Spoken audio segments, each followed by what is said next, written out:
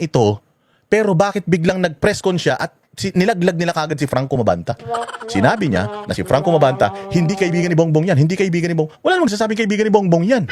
Hindi naman yun ang usapan dito. Ang usapan dito, meron silang video, tapos ito si Martin, hinihingan nila ng pera, tapos si Martin, sinumbong siya. So, nag-aaway yung dalawa, bakit nag-react ang Malacanang? Yun ang malaking question mark, mga bossing. Oh, yun yung hindi natin nakikita. Oo, bakit si Claire Castro nagsalita? Pwede kayang talagang ito si Franco, tao ng Malacanang, which is maraming proof na talagang tao ng Malacanang to. Hindi kaya ginamit ito si Franco para trabahuhin si Martin Romualdez. Binigyan siya ng access or dahil, syempre, ang involved dito Malacanang. Kung Malacanang ang nakakaalam ng mga hocus-pocus dahil involved siya at gusto nilang ilaglag si Martin, alam nila kung anong mga istorya, ebidensya ang ibibigay nila kay Franco para yun ang susundan ni Franco para magkaroon siya ng documentary. So ako ngayon, ganito nangyari Ito hindi to totoo Ano lang to, kathang isip ko lang, pinagdudugtong-dugtong ko lang. Pwedeng mali ako, pwedeng maling-mali ako. Pwedeng si Lisa, si Bongbong, pwedeng inutusan si Franco. Franco, magaling ka man social media, sa'yo ang PJ men.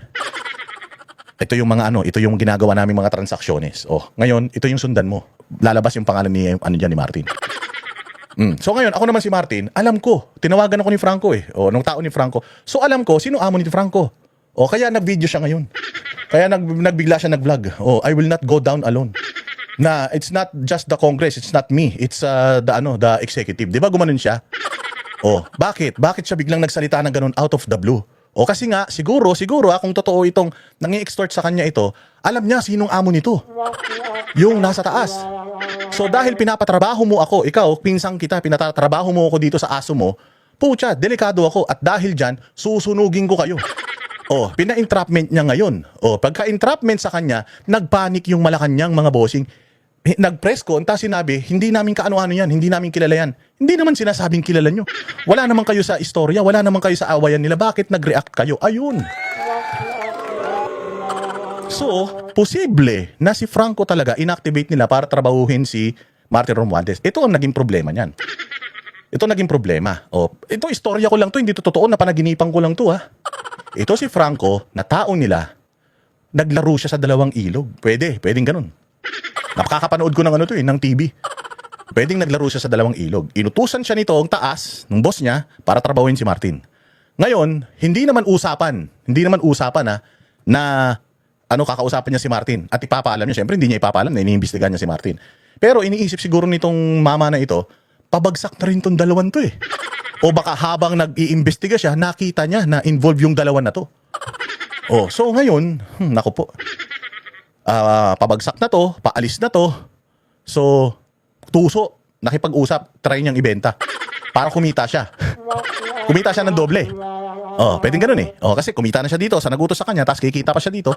Tapos, mag-away-away sila, bahala sila sa buhay nila. Siya, mayaman na siya. Pwedeng ganun yun, di ba? Pwedeng masyadong naging greedy itong mamang ito, tapos naglaro siya sa dalawang naging siya, double agent siya. Naku po, ayan na si Jason Bourne. May sense ba? May sense ba yung sinasabi ko? Hindi kasi maghapon talaga iniisip ko to. Kasi nagpapagawa ko ng sasakyan kanina, habang ang tagal ko kasi nag-aantay, habang nakikita ko na yung mga issues. And then kilala ko kasi itong Franco na ito na talagang tao to ng mga Marcos, no doubt No doubt, tao ito ng mga Marcos. Tingnan ninyo, papakita ko lang. Ito Franco Mabanta. Finally back in the country, mud wrestling, blah blah blah, jet lag. I've never had a surprise birthday party in my life. Thank you, my friend. Bababa Tito, Bongbong, and Tita Liza. Tito, tawag Pamangkin yon. So, pumunta siya sa bahay ng mga Marcos sa Forbes Park. Tapos pagdating niya doon, sinurprise siya. Ganun sila ka-close. Pucha, sabi ko nga yan ang close. Ako kumpare ko na si Baste. Hindi pa naman ako sinurprise yan ever. Yung biglang paglabas ko ng airport, nandoon siya, inaantay ako siya, sumundo sa akin. Wala namang ganun nangyari. Kumpare ko pa yan. Ito, pucha niya, birthday party. Mantakin mo, alam ang birthday mo. Tapos, pinapunta ka sa bahay, doon na sinelebrate yung birthday mo. Hindi kayo magkano-ano. So ito, isang proof na talagang close sila. Ito pa isa, mga bossing. Tangin na. Aso yan Kung di ka kilala ng aso na yan, kakagating ka yan. Aso ni Bongbong yan yata yung Oreo Yan yata yung sinasabi ni Claire Castro. Anong pangalan niya? Si Oreo. Bakit si Oreo? Ba't Oreo pangalan? Yan yata yun Aso ni BBM yata ito eh. Oh, ayan oh, sabi more. Ito naman, inaano niya dito sa Forbes, South Forbes Park. Nandoon siya na naman sa bahay ni Bongbong. Alam mo, dala niya yung aso niya sa bahay ni Bongbong. O, aso ba ni Franco ito? O, nandoon siya sa bahay ni Bongbong Marcos. Tangina, aso ni Bongbong yan. Nandoon siya sa bahay ni Bongbong. Ba't ka magdadala ng aso sa bahay ko? Kasi kapag may bisita ako, may dalang aso dyan lang sa labas yung aso mo. Pero ito, nandiyan dyan sa loob ng bakuran. At saka yung aso, kilala siya. Mabait yung aso sa kanya. So, ibig sabihin, talagang standby siya dyan.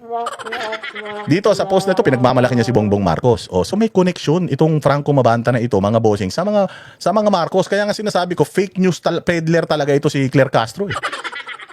So ibuod natin yung istorya ha. Ibuod natin yung istorya. Pwedeng tao talaga siya ni Marcos Lisa dahil nga gusto nilang maiwas sila at si Martin nilalaglag na nila. Ginamit nila ito. Tapos ito naman, tuso din. Alam niyang lubog na rin yung dalawa na yun, galit na galit na yung tao sa kanila. So ayaw niya na madamay doon, na mahulog. O syempre, yung future niya, iniisip din niya. So tinatry niya na kumonek dito sa isa. Kasi itong isa, baka may impluwensya pa. Or siguro gusto niya lang kumita ng pera. Ngayon, ito naman si Martin, dahil alam niyang tao to ni Bongbong at alam niya inutusan to nung pinsan niya o nung asawa nung pinsan niya, sinunog niya ngayon. Tingnan niyo, ini-extort ako noong tao ng Malacanang. Kaya yung Malacanang, bago pa dumating doon sa istorya na yon, nilaglag na nila si Franco. Sinabi nila hindi nila kilala. Di ba? Mas maganda yung istorya na yon kaysa sa maalala mo kaya. Hindi ito mga bossing, disclaimer lang Disclaimer lang po. Hindi ito totoo. Ito katang isip ko lang. Kasi magtataka ka talaga. Pwede naman akong kumampi kay Franco Mabanta eh. Pwede ko naman siyang kampihan dito. Romualdez pwede ko siyang kampihan dito. Kaya lang, pag tama palakpakan, pag mali banatan nakikita ko kasi na dito sa kanilang statement, matagal nang tapos yung video, matagal na nilang hawak, ba't hindi pa nila nilalabas? Kasi kung ako lang yan, nilabas ko na kagad yan, di ba? Diretso pa natin to. Pag-anuhan nyo lang pag-isipan nyo lang kung maganda yung angulo na yan. Isa na umano itong video episode na ilang linggo na na-shoot, na-edit, may ebidensya at handa nang i-release. Ilang linggo na na-shoot, na-edit, 90-minute long, packed with hard evidence and ready for release. Kailan? Tingnan nyo yung timeline mga bossing ha. Sabi nila lalabas daw yan May 5. Ilalabas yung video. Ngayon, May 5, si Ombudsman nagsampa na ng kaso kay Romualdez. May 5, parehas na date. Nagkataon lang ba yan? Alam naman natin na si Remulla, Ombudsman, tao din ni Bongbong dahil siya naglagay diyan Tapos, sakto rin, May 5, ilalabas ng Peanut Gallery Media Network yung video na yan. At that same day, mga bossing, nahuli din yan si Franco Mabanta. So, bahala na kayo mag-compute mga bossing kung anong nangyayari to. I'm just giving you something to ponder upon.